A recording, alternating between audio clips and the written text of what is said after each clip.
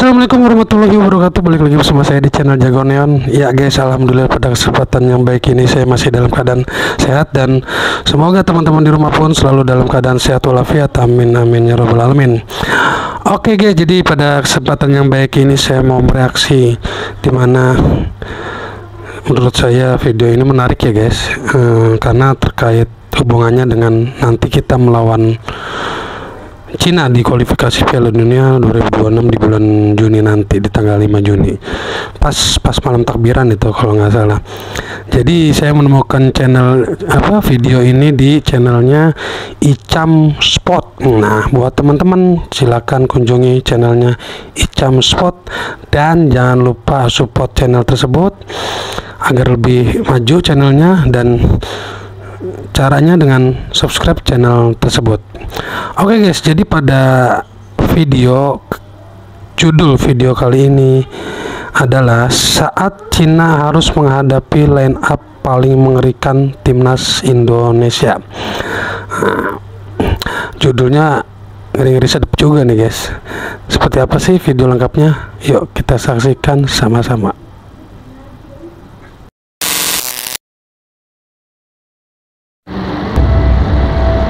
Jika ada satu pertandingan yang akan menentukan arah takdir timnas Indonesia menuju Piala Dunia, maka tanpa ragu, kita akan menjawab pertandingan itu adalah pertandingan antara timnas Indonesia melawan timnas China.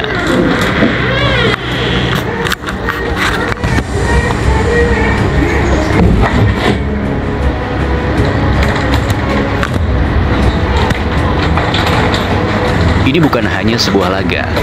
Ini adalah pertandingan hidup dan mati bagi para punggawa Garuda. Jangankan kekalahan, bahkan hasil imbang pun bisa menjadi mimpi buruk. Sebab itu bisa membuka peluang besar bagi timnas Indonesia di salib di laga terakhir. Bukan berarti kita pesimis, kita justru realistis. Target mengejar posisi 2 tampaknya kian menjauh. Maka target paling realistis saat ini ialah menang melawan China dan amankan posisi 3 ataupun 4. Karena pertandingan melawan China akan menjadi pertarungan nasib, penentu arah sejarah, dan momen krusial yang akan mengguncang masa depan sepak bola Indonesia. Lalu siapa sajakah yang layak mengemban tanggung jawab terbesar dalam sejarah sepak bola Indonesia? Siapa 11 orang terbaik yang akan berdiri di garis depan saat Garuda menjamu China dalam laga hidup mati penentu nasib menuju pentas dunia? Dan inilah prediksi line up versi Icam Sport. Inilah prediksi line up versi Icam Sport. Di atas papan taktik penuh tekanan, satu formasi telah disiapkan. Bukan sembarang susunan, melainkan strategi tempur untuk memenangkan pertempuran besar ini. Formasi 3-4-1-2 akan menjadi senjata utama timnas Indonesia. Memang hingga kini masih belum ada kejelasan soal hukuman kartu kuning yang diterima oleh Marten Pas. PSSI kabarnya tengah mengajukan banding, berharap sang tembok terakhir Garuda bisa tetap tampil di laga krusial kontra China. Namun jika banding itu kandas, maka satu nama yang siap mengemban tanggung jawab besar menjadi benteng terakhir penjaga gawang Garuda Timnas adalah Emil Audero. Ini bukan hanya menjadi laga hidup mati bagi timnas, tapi juga bisa menjadi debut paling menentukan dalam karir seorang Emil Audero. Debut di tanah air, debut di Gelora Bung Karno, dan debut dalam pertarungan yang bisa mengubah sejarah sepak bola Indonesia.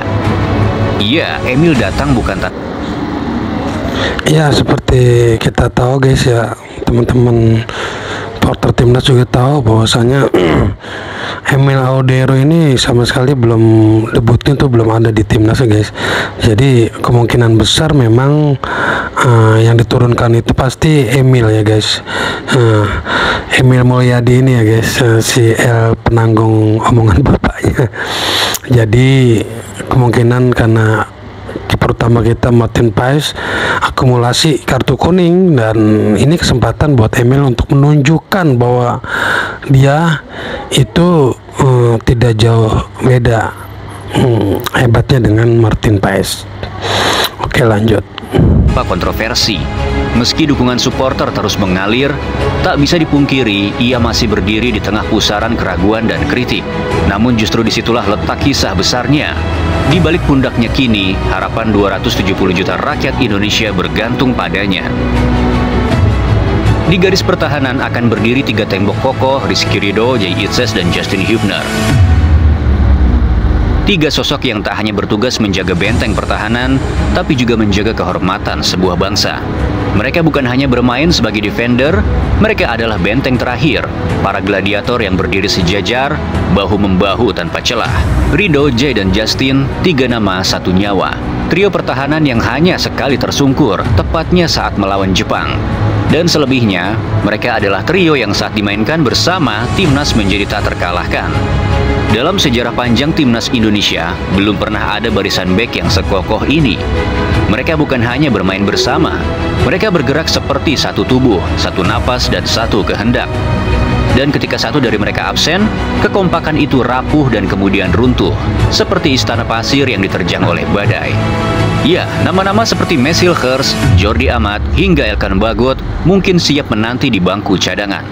Tapi formasi 3 bek sejajar untuk laga sekrusial ini hanya pantas diisi oleh Jay, Justin, dan Ridho. Mereka adalah perisai Garuda, dan di laga penentuan ini, takdir bangsa akan dipertaruhkan di pundak mereka.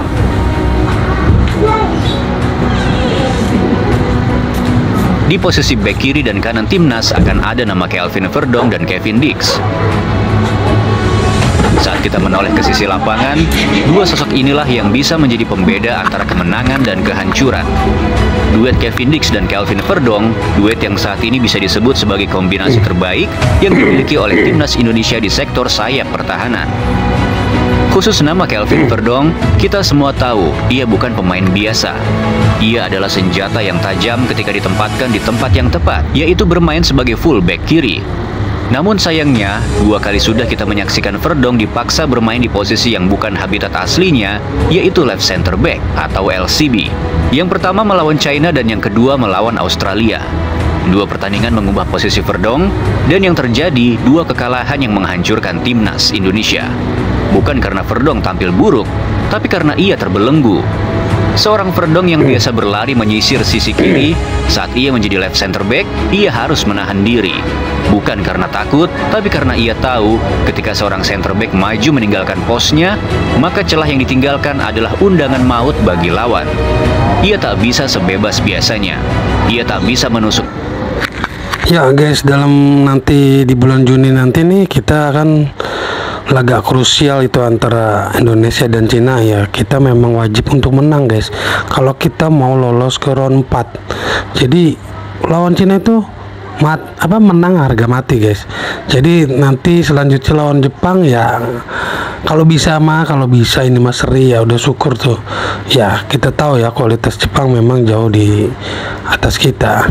Jadi mudah-mudahan di GBK melawan Cina kalau bisa bantai habis. Kemarin kita kalah 2-1 di kandang Cina.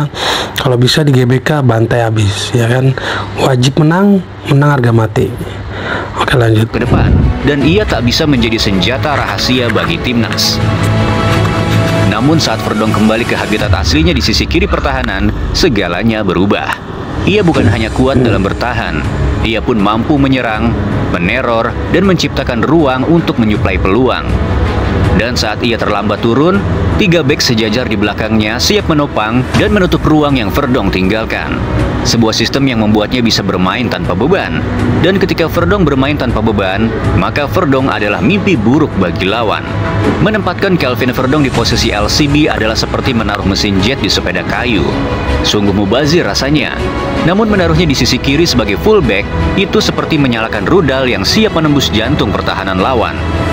Dan dalam laga sebesar ini, saat melawan tim sekuat China, kita tak bisa salah menempatkan senjata. Verdonk harus bebas, Verdonk harus menyerang, dan Verdonk harus menjadi dirinya sendiri. Karena di pundak si pendiam inilah harapan bangsa bisa terbang. Dan saat kekeliruan menempatkan Verdonk kembali diambil seperti yang lalu, maka mimpi itu bisa saja runtuh. Di sisi kanan pertahanan Garuda, sebuah kejutan besar tampaknya tengah dipersiapkan. Sebuah perubahan yang bisa menjadi mimpi buruk bagi timnas China.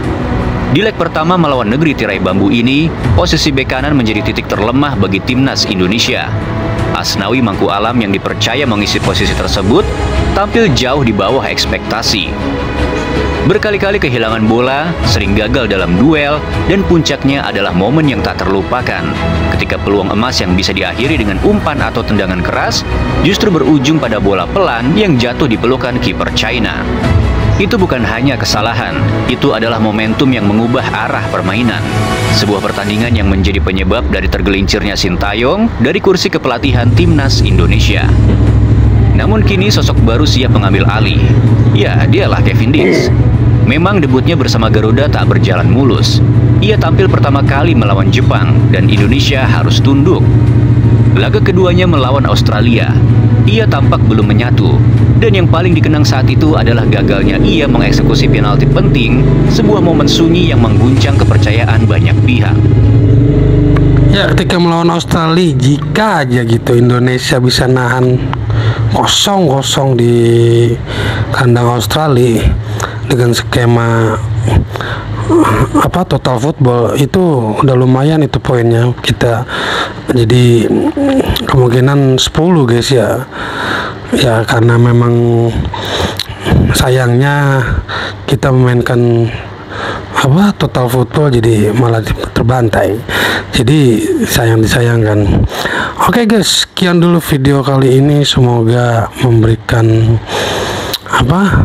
informasi dan hiburan yang bermanfaat buat teman-teman di rumah. Akhir kata, wassalamualaikum warahmatullahi wabarakatuh.